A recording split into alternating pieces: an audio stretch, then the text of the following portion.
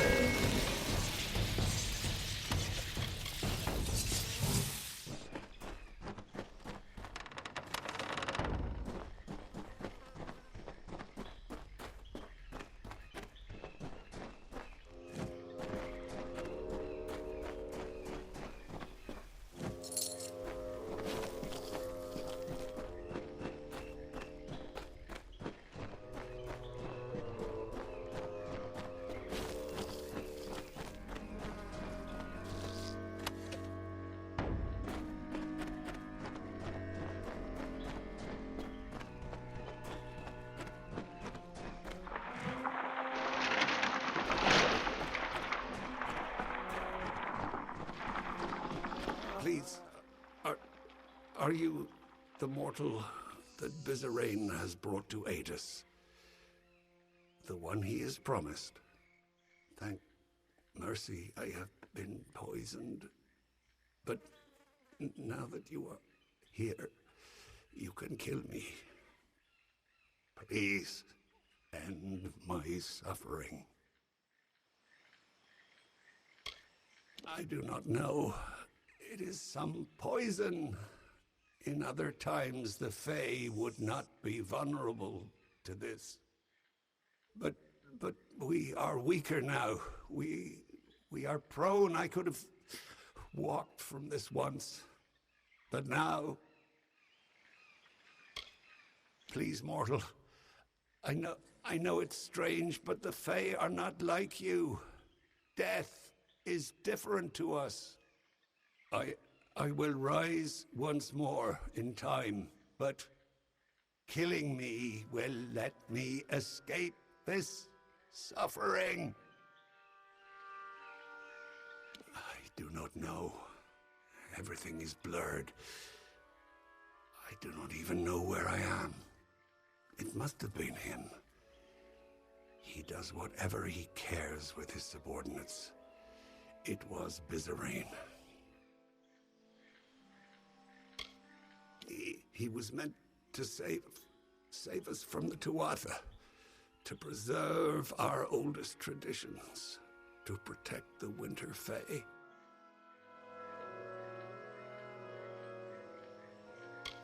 You will just let me suffer, cruel.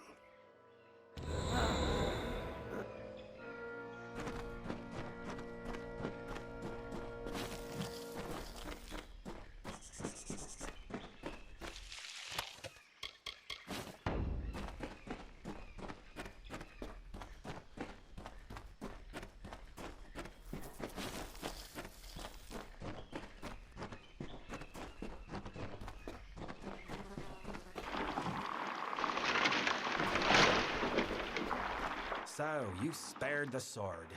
I wonder, was it some sense of honor that stayed your blade, or something crueler?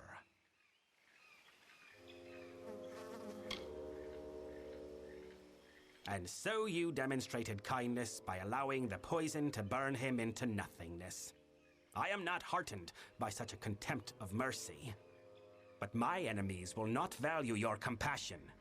Death means little to the Tuatha, for they are soon reborn again. Now, let us complete this trial.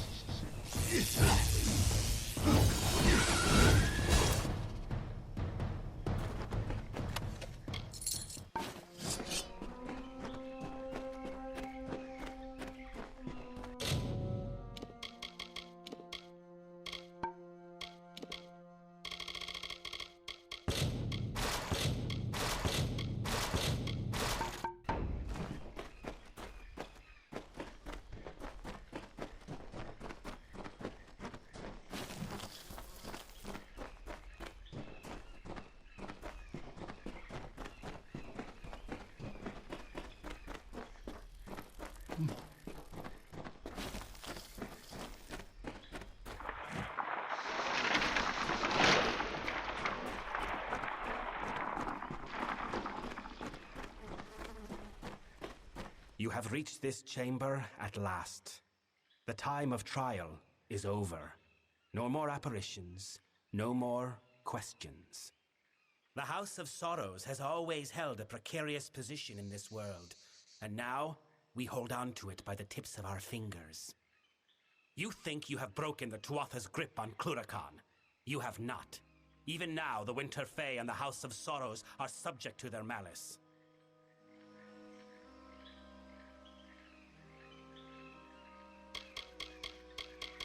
The House of Sorrows has always existed to preserve and maintain the oldest traditions of winter. We are the essence of these Fae lands. The House holds an authority among the Fae that the Tuatha have always coveted. Now, they finally seek to claim that power for their own. We must conclude your trial. Ready your weapon. You are to strike me down. Because there are trials that I can observe from afar, and others that I must see at hand. We have reached the trial that I must be present for, if I am to test you truly. What you need to do and why you must do it are two very different matters, mortal. I deal in instructions, not explanations. Nor could you have fought me if you had chosen to do so. What you see before you is but an apparition.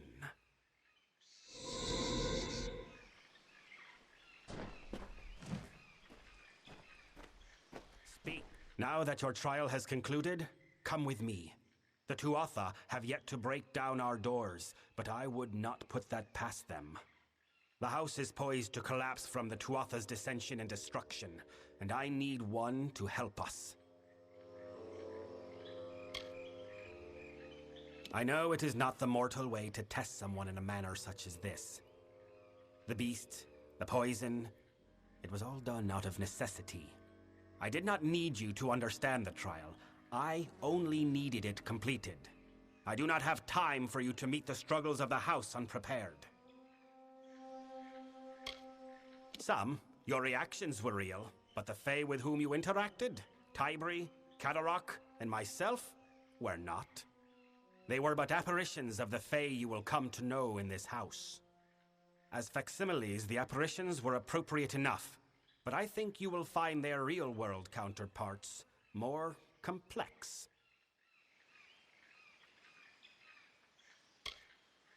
Perhaps you will, indeed, deliver us from them. Or perhaps you will only forestall the inevitable. I suppose we shall learn one way or the other. You are of our house now. The hearthstone I gave you will reflect your affinity with us. Come, join me at the House of Sorrows. I will show you a world stranger than you have ever seen. My summer brethren embody the growth and progression of nature. As such, establishing the summer realms came easy to them. But the winter fae bear the burden of regression and decay in their essence. Left alone, they would never be able to overcome such a weight. They could never unite. The house's founder, the Weeping King, took on their sorrows and freed them. We carry the burden inherent in the winter fae, so they can achieve greatness.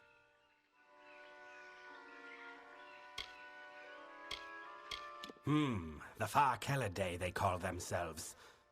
The Faithful. They take the Fae of Winter and craft them into an army. But they know little of true devotion. The Midden is the cradle in which our race of winter was fostered. It is a place of rot, of decay, a place where the House of Sorrows holds reign. To your kind, it is a celebration of war.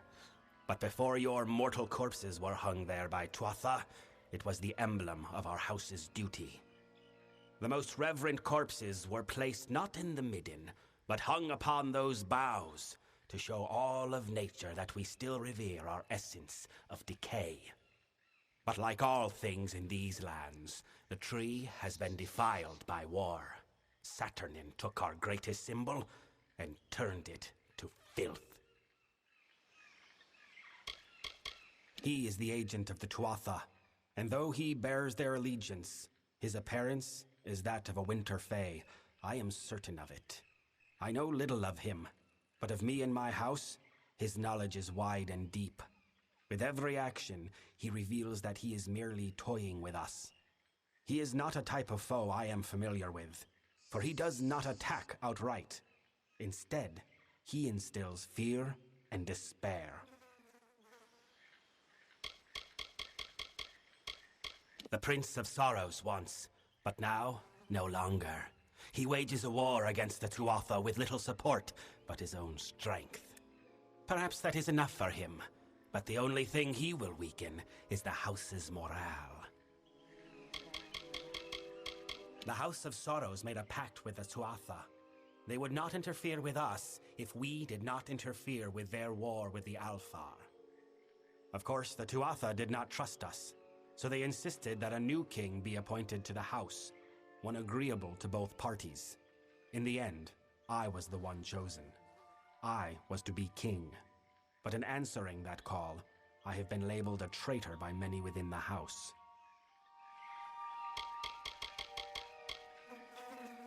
If we are to discuss the plight of the house, I will do so at his heart. Come, meet me in the main hall of the House of Sorrows, and we will speak more.